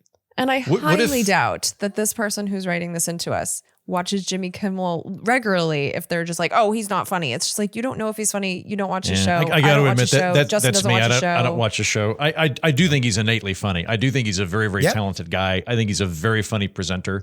I've not watched a show, and I don't know that I've ever seen a full episode, to be honest with you. And so when I see it is because I'm seeing a clip that has gone viral for some reason. Probably because it's funny. Here's a good, or because it's political and everybody's talking it to death.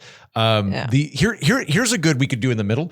If he pisses everybody off, they have to play a 5-minute clip from the Man Show. I think that would be a really good way to balance these things out, because Jimmy Kimmel now versus Jimmy Kimmel on the Man Show is very different in terms of what he feels comfortable with. I know. It's hard to believe they're the same person.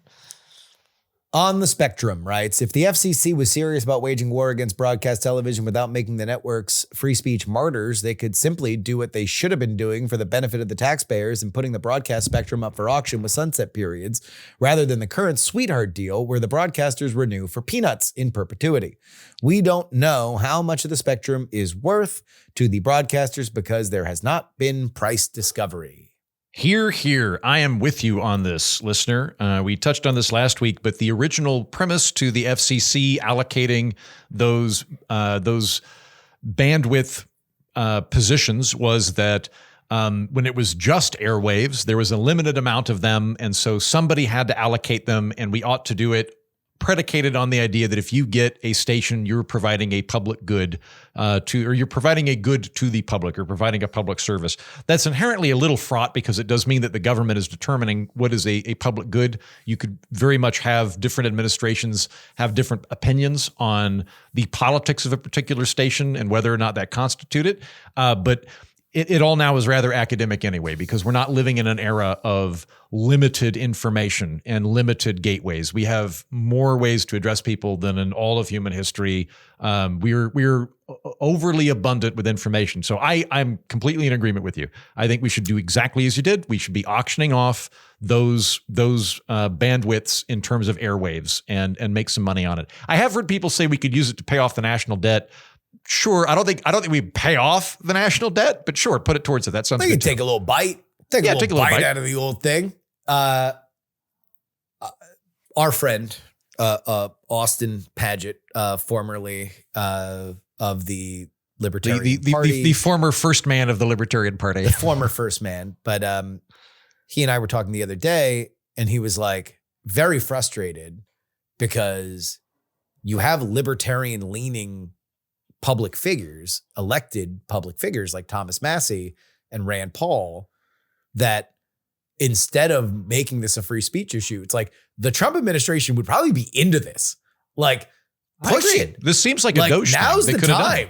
Yeah. Say like, hey, make these people pay for it. And something that the listener brings up, and it's a really good point too, is we don't actually know the value of these because they've been sold rather than auctioned for so long that we don't actually know how much they're worth, and there's almost certainly a better way to do it. 2 seconds. Sure. What do you want to talk about, Jen? Jen, if every animal on the planet were the size of a shoebox, which one would win in a fight? I think badger. The size of a shoebox. Yeah. I'm going to go with like a pelican because they have... A pelican? Yeah. What? Those beaks, they could fuck you up with those beaks. They could also You think like, a shoebox-sized animals. pelican could kill a shoebox-sized badger? Bullshit. Badger would fucking wring its neck, just like eat it, snap it in half. Yeah, but the pelican it's like a knife, that face of its. Yeah, that's like a meat grinder going up against a hammer. The meat grinder's going to win. Jen's so full of shit. Justin, what's up? I'm back. Shutdown email. Set sail for bullshit, writes. The shutdowns suck for members of the Coast Guard. The DoD gets funding through shutdowns, but the Coast Guard is DHS and always misses a couple paychecks while working. There are charities that offer 0% interest payday loans to members during the shutdown, but you still have a bunch of 18-year-olds stationed around the world that have to work without getting paid for a few weeks. So yes and no on this one. I'm guessing that you experienced the last shutdown. This was the 2018-2019 shutdown. In that shutdown, it was only a partial shutdown because the military, so there's 12 segments of government funding. The military one had already been finished. And so the military got paid in that one, and the Coast Guard as part of DHS did not, because the big fight back then was over the border wall, which is DHS, which is why that didn't get funded. This time they have finished 0 out of 12. So the military is also involved in this one. So, I think the military doesn't get paid either until DOD gets funded. Listener, I am so going to fucking kidnap a whale while you all are floating out there. And what I assume, in my mind, for whatever reason, the Coast Guard's always in rubber dinghies. I doubt that's the case now that I think about it. You probably have actual boats and shit. But in my mind, rain slickers, yellow dinghy, I'm going to go capture a fucking whale. You're not going to stop me. If you come up, I'm going to be like, they're not even paying you. I'm taking the whale. Now is the time to bribe a Coast Guard officer. That's what I'm telling you. Absolutely. I would never recommend you to bribe a Coast Guard officer because that's probably a felony. But I will say if one were ever to do it, now's the time. These guys ain't got cash. Coming back to reality for a sec. If we do have any federal workers who are listening to this right now, something has changed since the last shutdown. I'm hoping someone has told you this, but if not, after the last shutdown, Congress passed and Trump signed a law that guarantees that you will be back paid. Because in previous shutdowns, it was always kind of like wishy-washy, and then Congress would take care of you. At least this time, like if you can make your finances work until the end of this shutdown, you will get a paycheck. It is guaranteed. It is law. So things have changed a little bit. I'm sorry this is happening to you. It's not fair. It's fucked up. And good luck. We wish this wasn't happening. Best of luck to you. And if it gets tight, and I think for 18, 19-year-olds it can, it's worth pointing out, and I really respect this, that Jen floats no interest loans to federal employees that need them. If you need some money, email pelicanfucker@hotmail.com, and Jen will take care of you. I'm glad we have to keep that part into the podcast now. Alternate reality reporter writes, so as Jen said, the clean bill is extending Biden administration policies. The Dem have an opportunity to pull out a win and get a shutdown that's Trump's fault. Pass the bill, then hold a press conference saying, I'd like to thank my Republican colleagues for continuing to fund the Biden era priorities, especially if all or most Republicans approve it.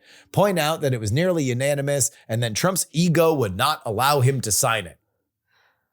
I mean, it's a better strategy than whatever the hell Jeffries and Schumer are doing. So I elect you to be the leaders of the Democrats. Yeah. And gone, Biden gone, writes, on the subject of the CR, continuing Biden era spending levels. That's not practically true. My wife works at a national agency. As far back as the spring, they were directed by OMB that all planning and spending had to conform to what the Trump administration said was going to be in their budget, including rescissions not authorized by Congress. So at the moment, while money will be allocated to Congress, the Trump-chosen heads of these agencies aren't permitting it to be spent. Additionally, OMB made plans to enact the majority of negative consequences from a long shutdown for civil servants, regardless of whether the government was shut down or not, and regardless of whether it's legal or not. So while many of the strategic points that you made on last week's episode may still stand, the reasoning for why maintaining a 4-year CR is good for the Democrats is unfortunately not a reality. A 4-year CR is good for no one. Let me be crystal clear about that. Everything that's happening right now is bad. So I was just talking like politically. One of the arguments that Democrats were making is that they didn't get to negotiate the spending levels. And what I was trying to tell you is, yes, they did. These current spending levels were negotiated by Democrats. So it's a stupid talking point of theirs. But in a CR, you can't start any new projects, which means that our agencies are really hampered in, like, the last time they funded the government properly was in 2023, I believe. And so you can't adjust based on current emergencies or things that have changed. They don't get inflation increases. So everybody is kind of dealing with having less money, but having to do the same amount of jobs. So like, let me be crystal clear that CRs are not good, but it is what it is. And as for Trump trying to, do rescissions and not allow spending that he doesn't like that's all lawless. And so that's being challenged in court. They're losing those cases. But just because Trump is doing something lawless, that doesn't mean that the Democrats should do what they're doing now. So, it's still a dumb idea. It's a dumb idea that strategically has no point except to try and stave off a challenge of leadership to Chuck Schumer. What I was told from the Republican side was that Republicans in the Senate are being told Chuck Schumer is in a dark place. Like he's worried. He's so worried for his leadership. He's so worried that he's going to blink and then AOC is going to primary him that he will lose his entire identity, which is being not only senator from New York, but also the leader. I think the Senate Majority Leader. He would turn into the guy that drinks from the wrong grail in Last Crusade and die within about 48 hours if he weren't in the Senate. I think he would not exist. Like Arlen Specter dropped dead like a week after he lost. It's gross and selfish for him to be making this decision, because I was listening to some clips of him back in March where he was saying, we don't want to give Trump more power. And that's exactly what they're doing here. So it's like this email that we just had come in.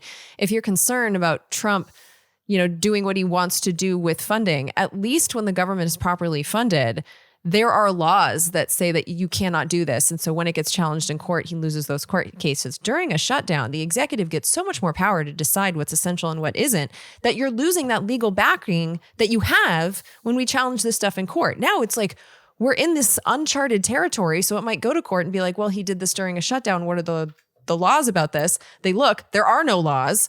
And so it just weakens all of the hands for everyone who gives a damn about our government functioning properly. Like, this does empower Trump. Schumer knew that in March. And because of his own cowardice, here we go. And now we're in this. I know that the Democrats aren't used to this because they're not the ones who normally shut down the government. But ask the Republicans, whatever your reason for shutting down the government becomes less popular. Like the Obamacare wasn't popular. It got more popular when the Republicans shut down the government. The wall was whatever it was, and then they shut down the government after that. It got less popular because people don't like this. They are not a fan of it. The one thing that you can say when the Republicans do it is that at least their base is really into it. I don't think that the Democratic base is really into this. And if what you're talking about is like, oh, it's about healthcare, it's about healthcare. I was circulated a bunch of stuff that shut down last night at midnight, like healthcare payments that now will not exist because the government needs to be open for them to happen, that now aren't going to happen. So you are currently damaging government's interaction with healthcare so you can fight a fight that didn't have to be fought until the end of the year. And by the way, will likely get less popular, at least based on history. I'm going to push back on the idea that the base isn't asking for this, because I've been looking at a lot of the comments. And the base is pushing for the shutdown on the Democratic side. The problem is when I look at these comments, the base doesn't know what the fuck they're talking about. They're saying so many things that are just factually inaccurate. There was this one person, she was a trans activist, being like, they've attached all these anti-trans amendments to the funding. And it's like all of them were on different bills. And so people are super confused about what's going on. I don't know if it doesn't seem like that was intentional on the Democrats. I haven't caught them lying the way that I've caught the Republicans lying, but they are listening to a base that is uninformed, and that is not good. It is your job as a leader to lead the party and not follow the public. Yes, it is your job to inform them, which they did back in March. To Schumer's credit, back in March, he pointed out that doing this empowers Trump. And if you want to be resisting Trump, giving him more power is not the way.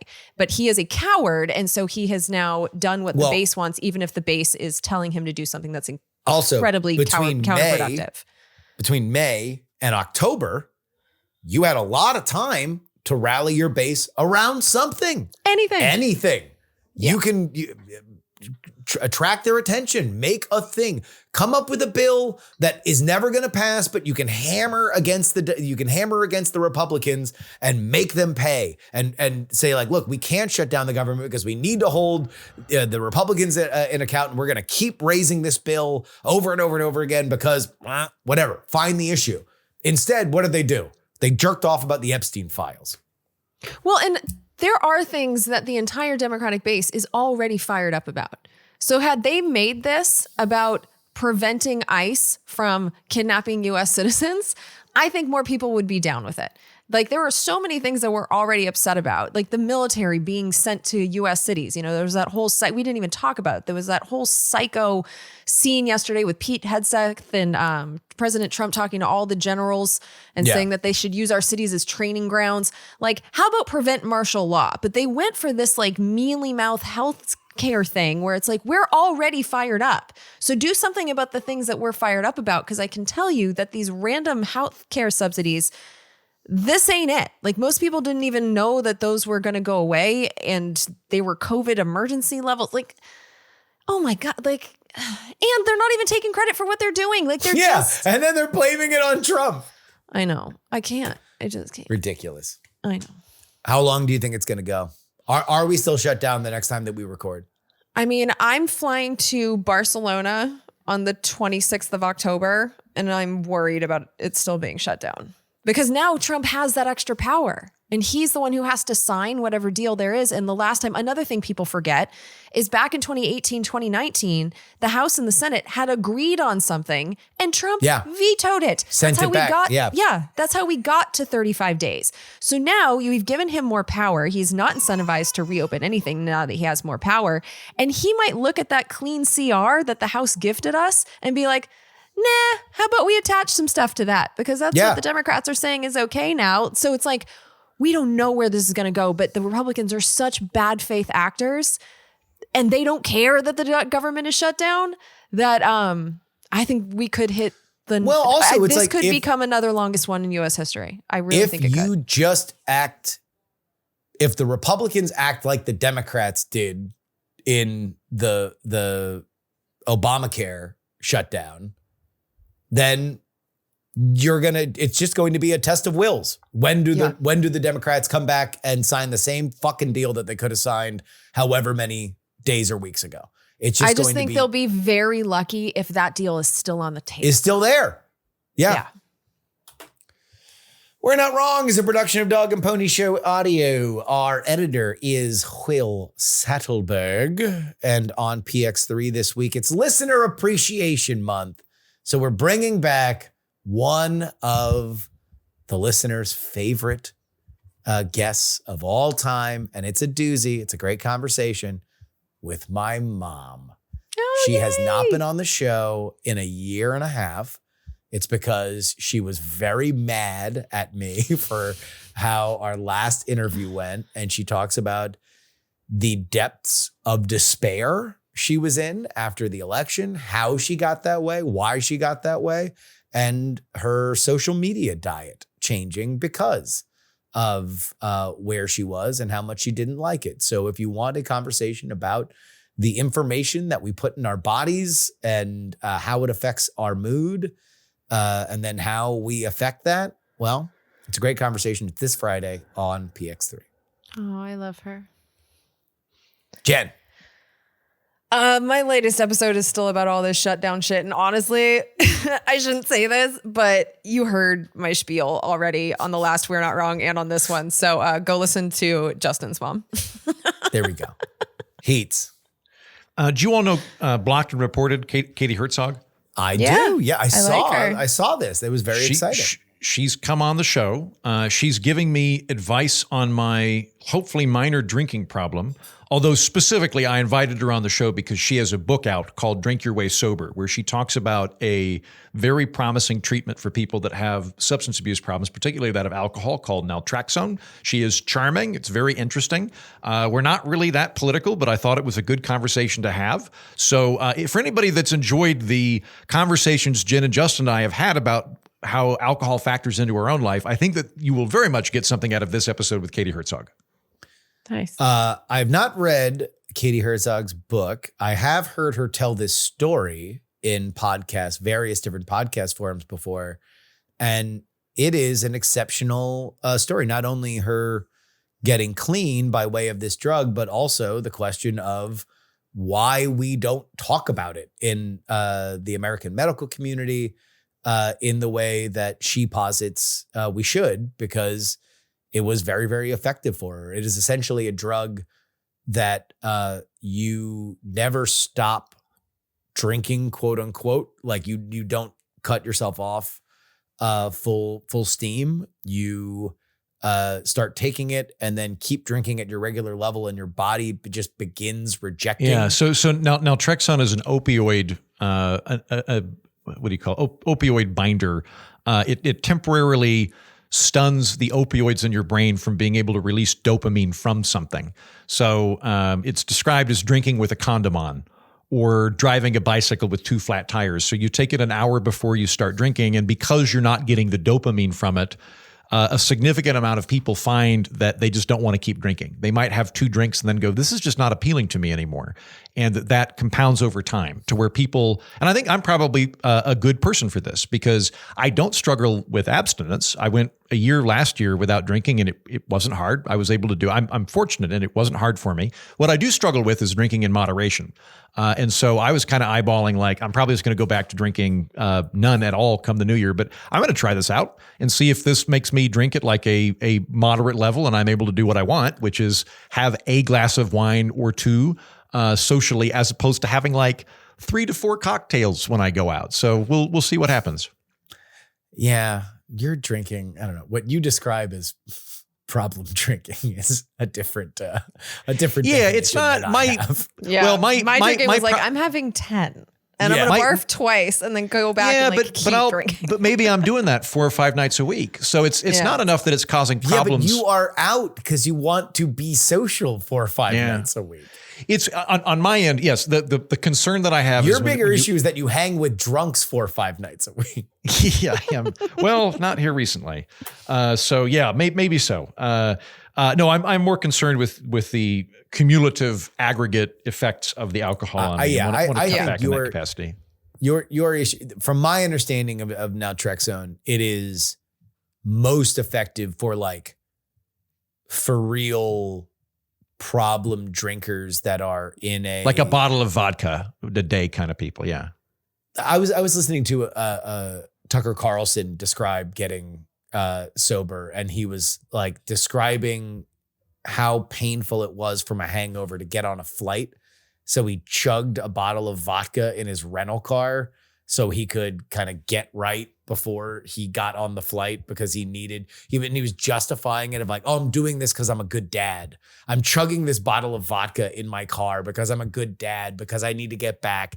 Like, and you know, that kind of element of like, all right, your brain is demanding you do something because it needs, otherwise it will hold this dopamine hostage. That's where stepping down on this is a better situation than a cold turkey, where you are more prone to relapse because the process of a cold turkey from that perspective is a lot scarier. But well, anyway, regardless of where you find yourselves, it's promising and it's a good chat. I wanted to do it selfishly. I just wanted to meet Katie Herzog. On a more altruistic level, I think this is a big deal that affects a lot of people. And if we can get more treatments out there that are effective, that is a good thing. Yeah. And also, like any story of sobriety, she's got great shit show drunk stories. Yeah, she does. She's got some terrific ones. There's one where she like, I could say this because it's in the book. There's one where she like blacked out and like woke up peeing in her garden at 3 a.m. and her wife came and got her, and she like pawned the whole thing off as like sleepwalking's crazy. Yeah, she's got a lot of good drug stories. And that's it. That's it for us today. For Andrew Heaton and Jen Briney, I'm Justin Robert Young saying, we're not wrong. Shutdown. The big dumper might be. We'll find out. Badgers are better than Pelicans. Badgers kick their ass. Goodbye.